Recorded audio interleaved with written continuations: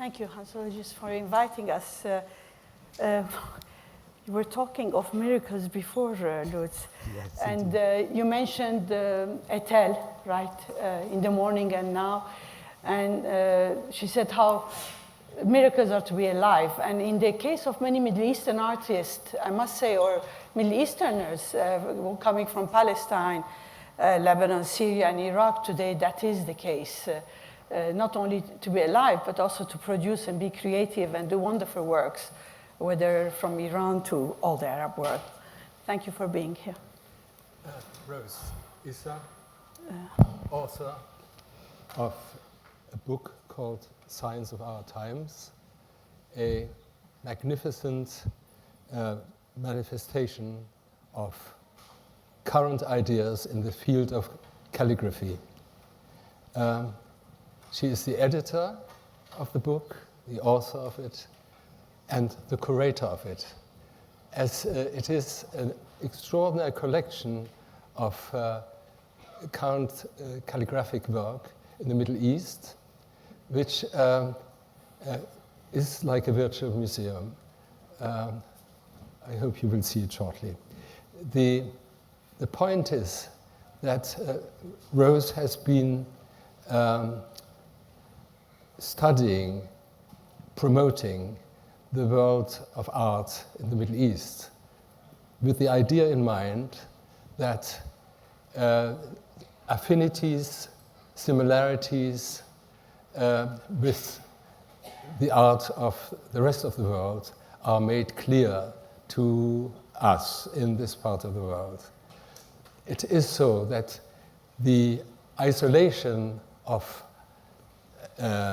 art in the Middle East is long over, and so many strong affinities and similarities are existent. And this book is about this. It is about world art, it is about international art, and it is much less about regional art. Well, I don't know if the aim was to show the affinities, Lutz, but certainly it was to give an opportunity for some of the artists. The book is divided in 3 sections, and many of my colleagues, even artists, told me that it is, not very fashionable. You're talking of a period which is 50s, 60s, after the independences in most of the region. People wanted to exploit their own aesthetics and their own concept and their own values and socio-political concerns, so they went into writing. And many people told me it's not ringard, it's not fashionable, and so forth, so on. But I feel that it's a link that has been throughout our history. It's one aspect. It's not all the Arab world, and some of the artists here might even contest it, because many of the artists, the majority, in fact, out of the 50 that you see in the book, are not calligraphers. So even though the title said From Calligraphy to Calligraffiti, it's about the usage of our own aesthetic, our own, the morphology of the letters, that was, to me, shows one aspect. There is, as you said, there is affinities, there are similarities with the movement like lettrism. We mentioned it earlier in France and elsewhere with many artists in Europe, but it has also to do with money and economic situation. When the oil prices were up, lots of artists from the West were doing also almost Middle Eastern calligraphical work in the East, in the Gulf, in Jeddah, and elsewhere. So I don't know if I answered your question. The point is that we find in the developments which you describe in your book in the Middle East, there are certain similarities to what happened in Europe in the 50s and 60s, when the letterists of France and Belgium, like Michaud, Masson, Decotex, created a calligraphic language out of the spirit of poetry. There were poets, artists who were turned towards painting and calligraphic work in particular, because they wanted to escape the dictate of the Latin alphabet. That's true even among those artists, because quite a few of them are poets. You mentioned the case of Ethel. Ethel was known mostly as a poet, and not at all, even her writing, the calligraphic is very bad. So it has nothing to do with the writing beautifully. It has to do with expressing yourself in other languages. She when you see her script in Arabic, it's not really calligraphical, it's just a writing. But it has the charm and the poetry of her poems.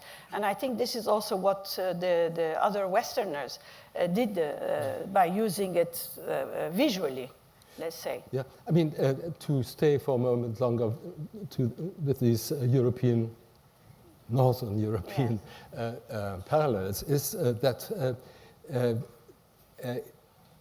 the asemic use of writing, the writing without purpose other than writing, a writing that is abstract, performative, and has its own poetic authenticity, as well as complete independence. And I think it is that spirit of independence that comes in this book towards us. Well, freedom, in fact. I hope so. It's more than independence. I said after the independence, it was a style and an aesthetic and a concept that many artists wanted to be. You know, we don't have the infrastructure that you have, of course, in Europe with your museums, libraries, everything. We don't have any such thing. So the artists were not, if they wanted to paint in the Western style, they would have been third degree, second, third degree, or very derivative. So in order to create their own language, they had to go and dig into their own roots and do so.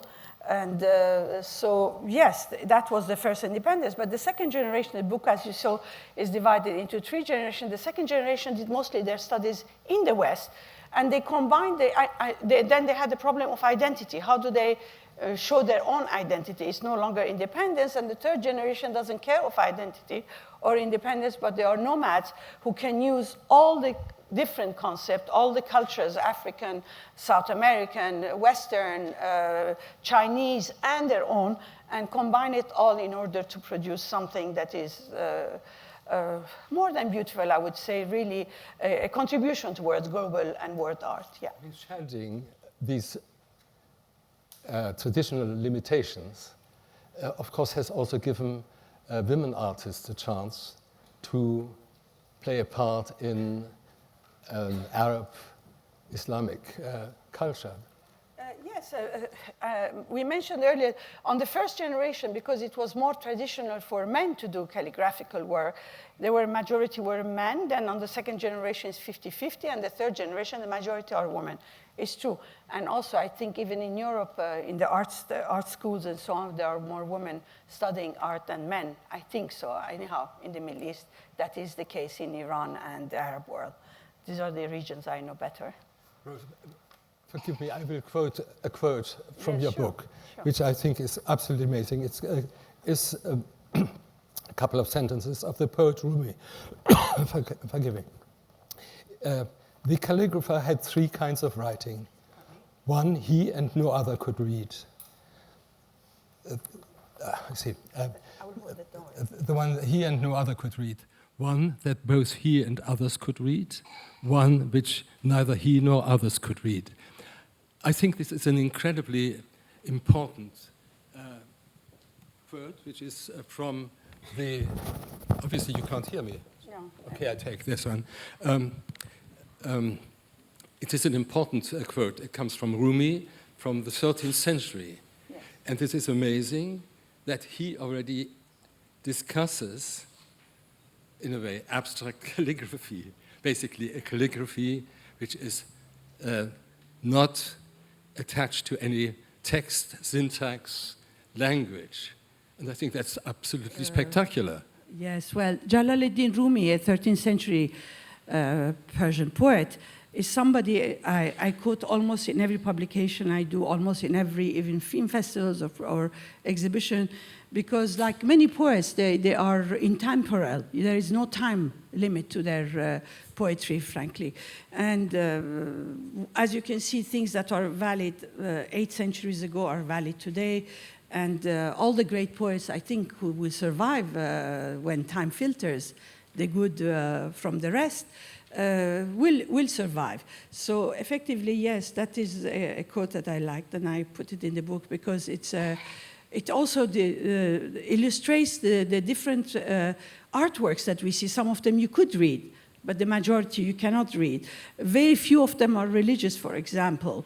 But even those who are religious don't want to write anything religious, while most of the Middle Eastern associate writing and calligraphy to religious texts. Even I think it was Ted Lapidus or one of the big fashion, maybe Yves Saint Laurent, who made the mistake to just because of the beauty of the writing, did it on a dress, and there was fatwa against him some 30 years ago because he used religious text on somebody's breast. So one has to know almost how to use the non-religious, just the poetic or the morphology of the letter or the gesture itself in order to express their self. What is interesting to me is how these artists work. Are they still attached to that degree to the tradition of calligraphy, which means that it has a ritual undercurrent, a system of preparation to be able to do the work, say, through meditation, stillness, or is it just a spontaneous outburst of creative fervor? Well, in the 3 generations that I covered, there are very few. In fact, only 10% of these artists have a background of a calligrapher. The majority are not. They are just using words because these works speak. The covers has the word ah, which means I. It's a grief. It was actually done by a Libyan artist who lives in London and who did it when I exhibited it in Barbican. It was a protest against what was happening in Bosnia.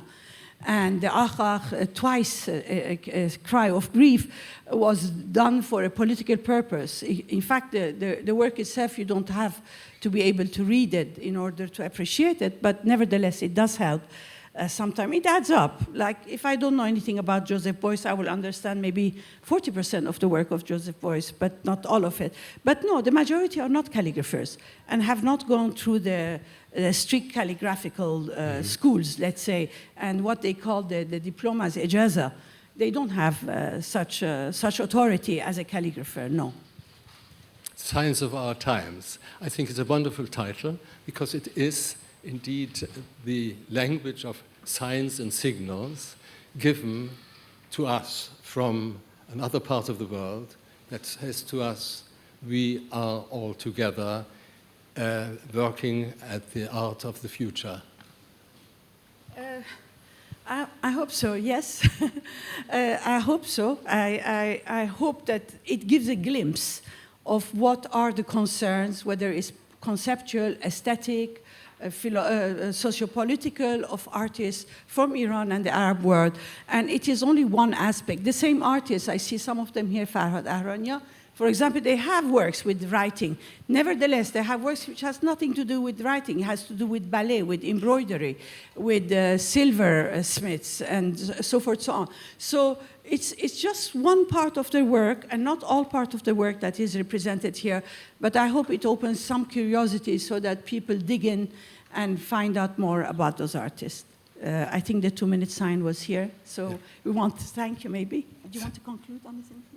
Well, I would like to, just one question. I'm fascinated to know to what degree traditional means of painting, brushes, nibs, pens are used. Are they now importing brushes from, say, Northern Europe and Japan, for instance? I think any artist today use any tool they can find. It has nothing to do with any more pen and brushes, unfortunately. And anything. It can be needles, it can be sculpture pieces, it can be truly any media. We have gone, truly all the artists now are using different medias. Just before we leave, I wanted to thank Hans Ulrich for different reasons, for his wonderful Instagram on calligraphy. He has all the signatures of so many artists. It is so illuminating, and it was such a fantastic discovery, really, though I'm not that keen on Twitter and Facebook and Instagram, but I enjoyed immensely, Hans Ulrich, that you have given credit to the writing and to the forms that all the different artists use to illustrate their ideas. Thank you. Bravo. Thank you very much. Thank you.